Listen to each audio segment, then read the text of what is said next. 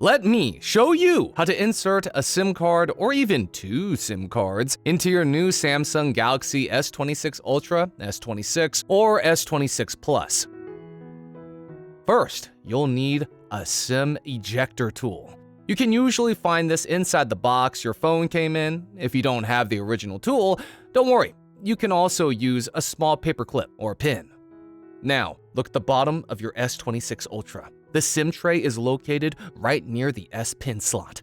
Insert your ejector too into the small hole on the tray and push inward towards the phone. The tray will pop out slightly, allowing you to pull it the rest of the way out with your fingers.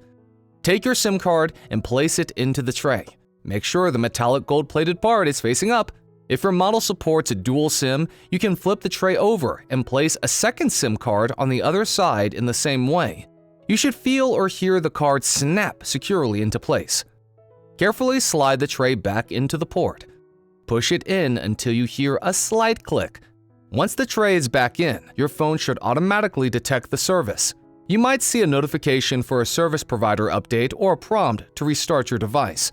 To manage your cards, go to Settings, then Connections, then to SIM Manager. From here, you can assign which SIM you want to use for calls, messages, and mobile data. And that's it! Your Samsung Galaxy S26 Ultra is now ready with your SIM. Thanks for watching.